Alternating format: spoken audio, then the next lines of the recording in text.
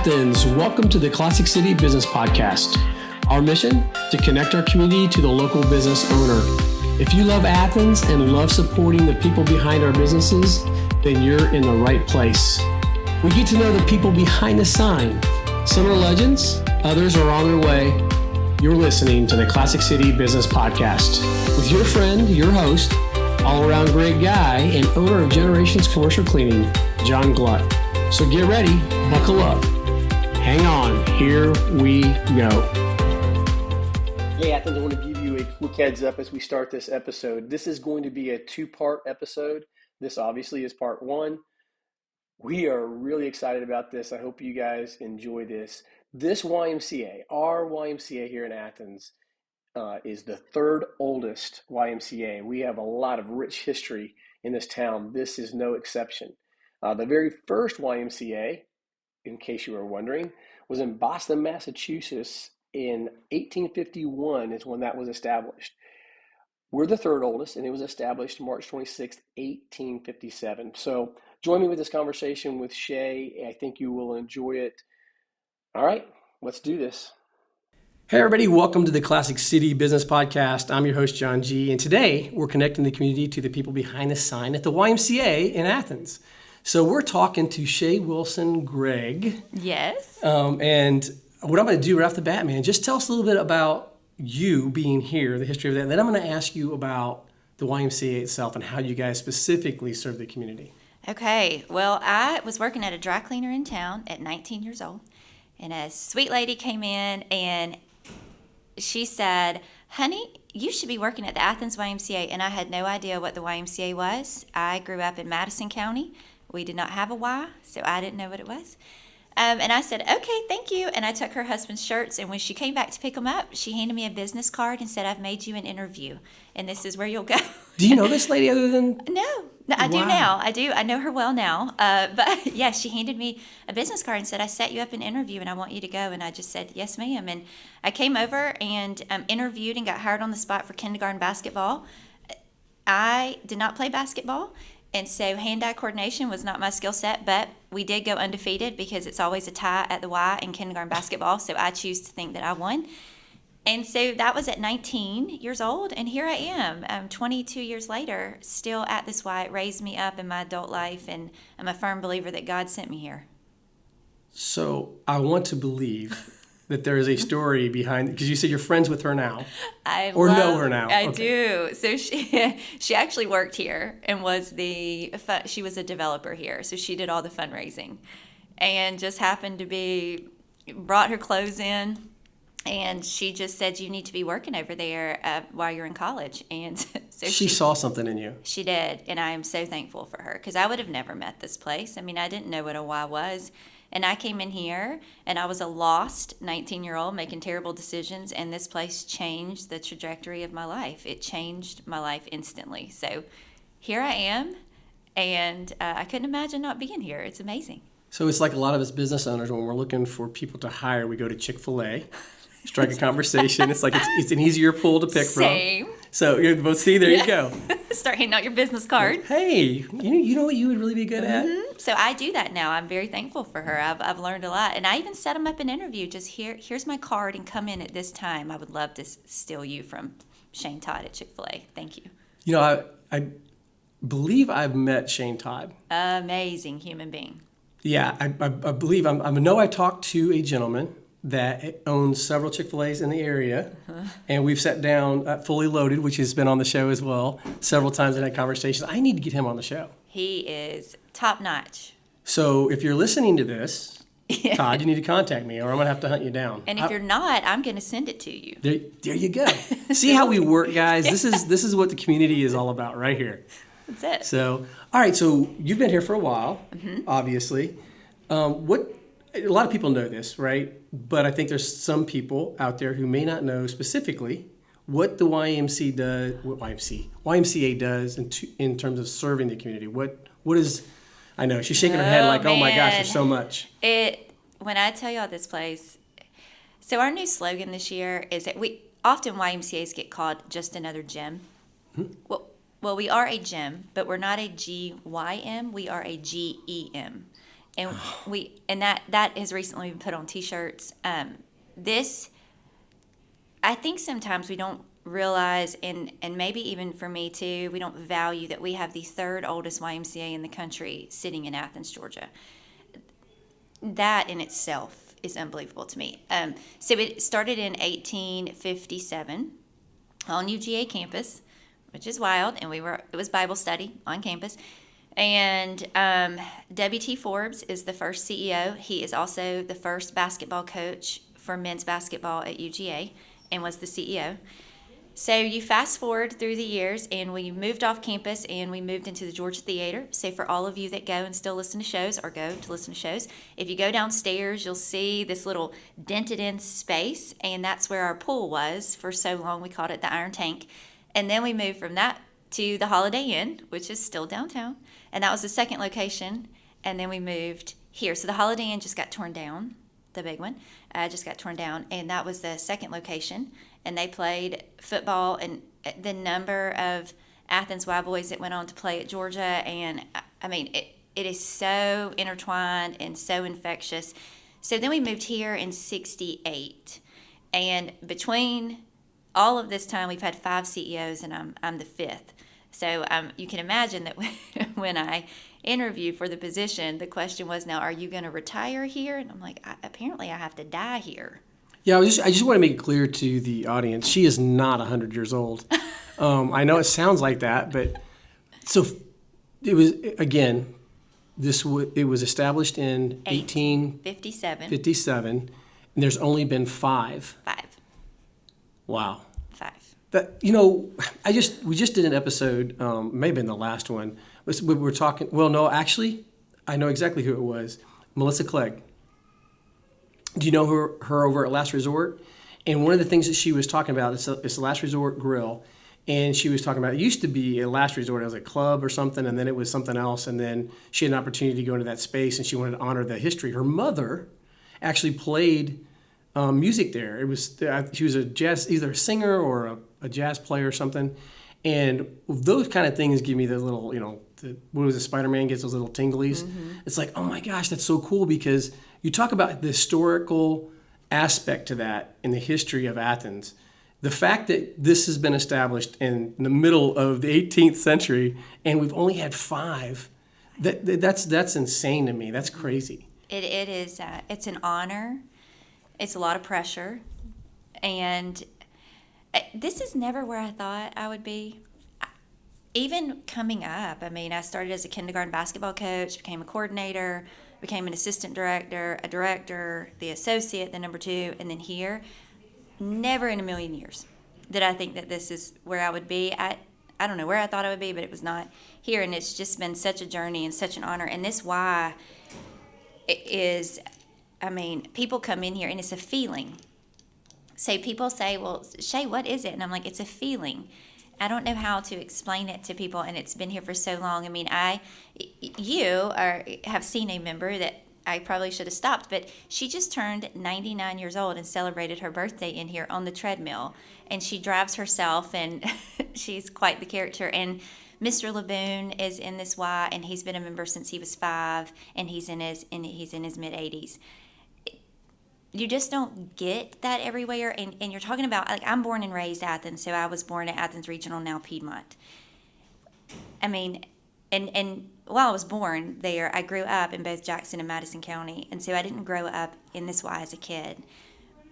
Coming to this at 19 and having it completely change your life, there's nothing like it. And I love to tell people that often people go, well, it's just a gym. We are so far from a gym. I mean, the stuff that we do is unreal. And what I like to tell people is that our team is small and mighty. So it's a very large operation. It requires a lot of moving parts. And we are so blessed with a community that's wrapped their arms around it, that support this Y in so many different ways. And there's alumni of this Y all over the country. And they like to come in, or they donate, or they send. I mean, they couldn't be more involved no matter where they are. But I like to tell people that we are a 9-man directing team in here. But the 10th man is this facility. And without the facility is the tool to execute the mission. And our mission has remained the same for 166 years. And we don't waver, and I lead unapologetically. Our mission is to create programs that help you grow in spirit, mind, and body. And if that means that you need to come in and put your children in our Child Watch Center and you need to sit in the front lobby to read and just take a minute, then we're going to do that. And if you need to walk in the door and you just need to know where the bus stop is and what the bus line schedule is, we're going to give you that. And if you need to come in here because you just had a hip replacement and you need water, well, we're going to give you that. It does not matter what it is. You're going to get it. We're doing music therapy and adaptive swim for those with special needs. We've got chronic disease prevention. We've got Parkinson's classes. We have an entire room set up specifically for women who've battled breast cancer and had mastectomy or double mastectomy, and they have their own workout facility so they're comfortable. There is nothing that we will not do to help you be the healthiest version of yourself, whatever that may be. And what I tell people is that our watch changes every day. So if you are a 6 a.m. person, when our doors open, this facility takes a deep breath and it welcomes in those folks who need to get a workout in before they go to work. So the lights come on, it's kind of busy, and everybody in here knows exactly what to do. Between 8 and 12, it's all older active adults. It's our senior population, and our building takes a deep breath, and we go in to make sure that everything is dry. Make sure that they get through this building in the safest way possible and get to every class they want to get to, and that they have their time to socialize. And then at noon, our building takes another deep breath and it welcomes in the crowd that needs a lunchtime workout. And they are, at that point, you need to make sure your basketball gyms are open, your gym is clean, you're ready to go, classes are up and running, all the things that they need. And most of these folks aren't bringing children because they're at work. And so you switch how you run it. And then at 3, the building braces itself because we bus in 18 different schools, 3 school districts, and all the private schools every day. And those children come in this Y. We bus in about 300 a day. They come in this Y. And you will have a kid from Oconee County meet a kid from Jackson County and become best friends because we just bridge the gap. And they're here with us all afternoon, and this building has to be able to embrace them all. And then it takes another deep breath at 6 and goes, whoa, we made it. And through the end of the night, it's your workout folks who don't want to be messed with. They want to be quiet. It is an unbelievable sight every day. I'm not great at math, but I think I counted 6 different identities. Yes. We were talking before we hit record, and we were talking about how small Athens is as far as, how do we say it? We said Athens is the smallest big city you'll ever be a part of. And we talked about, within walking distance, you got the Bottle Works, you get, 5 Points, you have downtown, you have all these different things. You just described Athens right here at the Y. Yes, it all comes through here. It's in one day. You can have literally 5, 6 different experiences. Hands down. Or see different, I was just there this morning. This doesn't look like the same place. That's exactly right. You come in at different times and you go, whoa, this has changed. And I'm very blessed. I often tell people we are a small independent Y. So YMCAs are federated. We just share information, but we are locally owned by our people. Right. I love my job. This is where the magic happens. I get to do office work, which is not always my favorite. But when I'm sick of it, I walk out and turn the corner and I see it all. And I watch it change. And I watch those precious children come into Child Watch so that their mom or their dad can go to class and get a workout in. I watch it all day long. And we serve everybody from birth to death. I was at a funeral this week. At this funeral, about 5 people spoke. 3 of those, hands down, mentioned this YMCA in his life. It is beyond infectious, and we can pull off more than I ever dreamed of. And let me stop there and tell you that I believe that the best training for leadership is leadership. And so I'm a big, my staff, my crew, they know exactly how I feel about them. They are the most unbelievable group of people I have ever met in my life. And I surround myself with people who are smarter than me. My job is not to blow the torch out. My job is to pass it on. And they are the most incredible bunch of people and couldn't love this place anymore. And why work is too hard not to have a good time. So we have a good time at work. a real a real good time. But there, you couldn't pull this off if you didn't have. It's 16 hours a day of you have to be able to roll with the punches and change, and you have to be able to meet everybody right where they are in their life that day. And that I feel like I'm going to church or something right now. I'm so sorry. Am I preaching at No, you? No. I mean, you have to meet people where they are in life. You do. Right? And I was just thinking when you were talking, I'm sitting over here smiling. I don't know what you're thinking. I'm thinking, but Superman pulls back the shirt, right? And there's that big S. And it stands for Superman. I think that your logo literally should be somebody pulling back the shirt and seeing that S, and it's service. Mm-hmm. I mean, it's all about service and serving people and meeting them where they are. There is no greater compliment to any of us when somebody's standing at a funeral, or even if you're out talking, like your name comes up and they start talking about all the great things about that person, or you put a smile on their face. That funeral was that, and it wasn't one person. It wasn't two people. Obviously, five people spoke, and 3 people are like, oh yeah, and this at the Y. So that speaks to a lot. We talk a lot on this podcast, and I'm smiling because This is My Athens is one of the segments that we're going to do, but this is my Athens. This is what I'm talking about. Mm-hmm. It's not just, oh yeah, we've got this business, we got this place you can come and work out, or you can go do this. It's like you're investing. In fact, I'm going to give Melissa Clegg credit. I spoke to her earlier this week. As you're listening to this podcast, it's already been posted, but she said the same thing. We were talking about investing in the people that we have under us and putting them in a position to succeed when they leave us. And so I wrote this down. I love this. The best training for leadership is leadership. Yeah, I love that. Hands down. Yeah, I love it. Love it. Is there anything else about the why?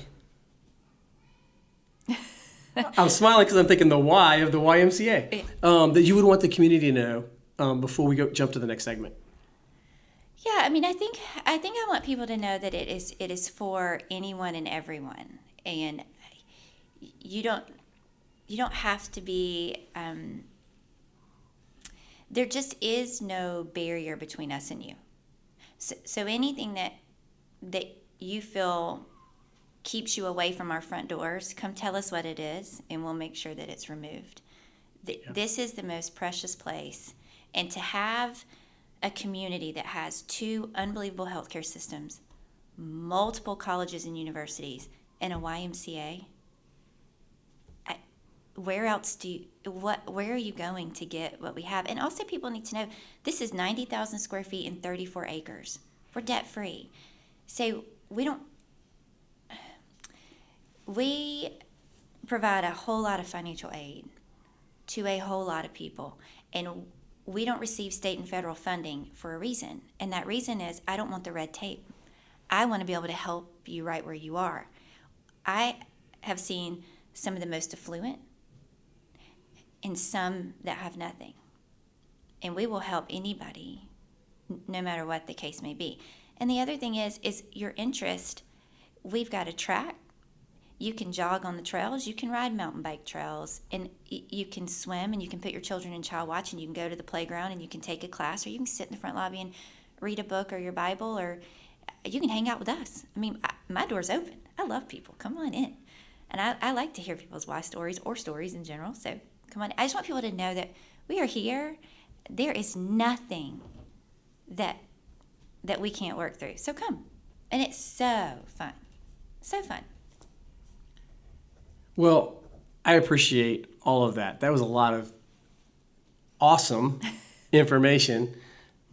I don't know. I think I told you this when we started. I maybe mentioned it when we started recording, but sometimes you go into these interviews and you think you have an idea. It always seems to be so much more when you pull the cover back a little bit and get to see what it looks like inside. So our next segment is getting to know you. Okay. Let's figure out who this person is behind the sign. She's a weirdo. If we haven't learned a lot already, tell me something about yourself that maybe even some of the people here may not know about you that they would go, say what now? Oh dear. So I'm a pretty transparent person. I'm pretty, what you see is what you get. I don't know. For the record, that's the answer I get every time until they go, oh, you know what? So no pressure. Okay, but so hold on. I'll think. Well, I don't know if there's something in here they don't know. Maybe. We'll see. I'm a pretty easy person, I hope.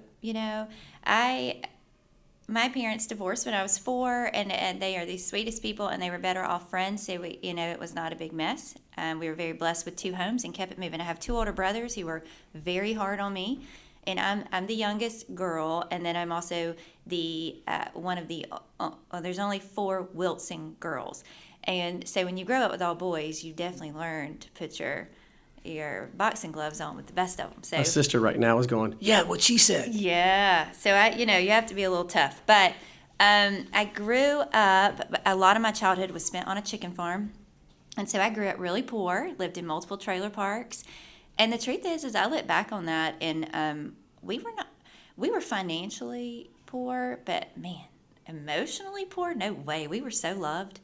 We were so. Yeah. I wouldn't have known I was poor, right? So, and my dad had 3 chicken houses, and I grew up on that chicken farm. And you talk about learning about hard work, and that's really my whole thing is we work, and we do it all, right? Like I'm not afraid. I mean, I clean my own office. I don't want somebody to do it for. Like I don't. It's just we're very. I don't know how to explain it. Anyway. Do you think it's true that people who are raised having to do work and not necessarily having money, and I don't mean like dirt poor, like Right. having to go beg or anything Right. like that, but that they end up becoming better adults? Well, I can't speak for everybody, but I will say we did. My brothers are doing great, and I just think from a very my dad is such our hero, and I think from a very I love that. oh man, he is just an unbelievable human. I think from a very young age we were taught that the best training for leadership is to do leadership, and that was taught by our dad, and it was you don't have to have a title to be a leader. You just are a leader, and that is a big deal for me here is that these titles and these name tags mean nothing.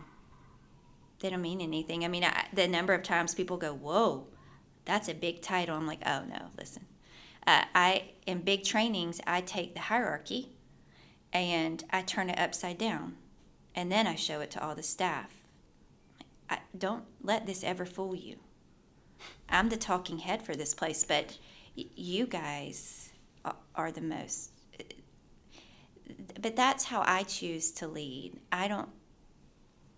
It's just different, and my people believe in it, and they just are phenomenal, and I can't give them enough.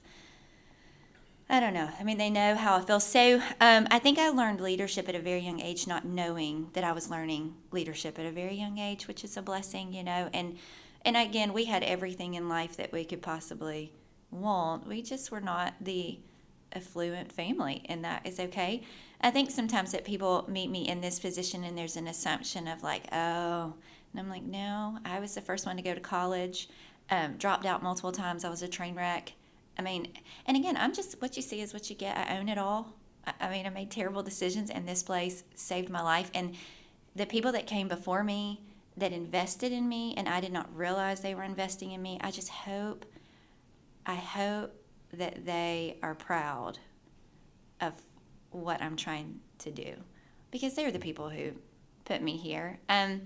So, I'm a very simple human being. I like to go to my house. I like to steal the quote that I am a professional extrovert and a personal introvert. So I like to be pretty quiet when I go home. Some people may not know that about me. They may think I'm crazy because I am pretty wild. Well, both can be true. That's exactly right. So I don't really know what people would want to know. I think sometimes people want to know. I don't necessarily want to know, but just like, something like, you know what? I'm at work, I'm this way, I've got different things going on, but they might be surprised. And Melissa Clegg, I bring her up because we just spoke to her this week, and she was a pilot. She was actually like was it Peachtree Air, whatever? She was worked out of there. Discovered that, you know what, this isn't my life passion, but if you were to know her in the last, 15, 20 years, you'd be like, you did what now? Yeah. You know? So that's the kind of stuff I love getting those little, you never know what you're going to get from somebody, but that was kind of cool. I mean, one, I didn't graduate from the University of Georgia, and maybe that is I know. It is. So see, there you go. Born and raised. Oh my goodness. So I did go to Georgia, and then I got offered a full-time job here, and I was not turning that down. No, I didn't mean to stop you. Go. So did you go somewhere else? Or I did. Okay. I did. So I ended up going to the University of Maryland. And, you're a terp. At least you're not in another SEC. No, I say that not judging. It's not like you went to Auburn or Florida. No, I could not do that. Or Allison, and if you're listening to me, went to Clemson. Clemson. I needed to get my degree, and I needed to finish it, and I needed to be able to do it online. And then online was very new and up and coming, so people would be like, "You got an online degree," and I was like, maybe. See, I told you she's not that old. Yeah, not that old. And so, and the other thing too is people may not know, but I got hired to do this job at 33 years old. And you want to talk about not knowing what you're doing? No, I learn every day, and I make mistakes every day. People believing in me at 33 years old to do this job, I thought, oh, you people are crazy. But here we are, and so we're making it. We're making it. Living so on obviously prayer. It was the right choice. I mean, they did a good job. Maybe you didn't know what you had. Listen, I thought, oh my word, this is just going to end so bad. But here we are, still making it. So and then I went back and I got an MBA. And then I met my husband here, and I have a daughter, and she's just freaking precious. And my husband makes rope, and that sometimes will make people do what you just did, and they go rope, and I'm Say what now? Right. So my husband makes rope, and his family's they're called lint heads. Yeah, she said lint head. I can't think of anybody who can honestly tell me they knew that a rope maker was a lint head. Well, maybe some of you guys did, but very few of us did. Anyway, let's get together again next week at the same time, and we'll do part 2, and we'll find out more about lint heads. And, of course, our Athens YMCA. Okay, guys, we did it. We made it to the end of the show. Now that you've heard at least one episode, can you do me a favor? If you know someone you would like to hear on a future episode, you can contact us or have them contact us at podcastjohng@gmail.com, or just message us on our social media platforms. We're on Instagram, Facebook. Just search the Classic City Business Podcast. You'll find us. One more thing. Please like, rate, review, and share. All of this really helps a lot. We really do want to connect our community to the local business owner. We believe this is a great platform to do just that. And thank you for taking this ride with us as we get to know the people behind the sign. It's going to be a lot of fun. And Athens, until next time, I'm John G. And go Dogs.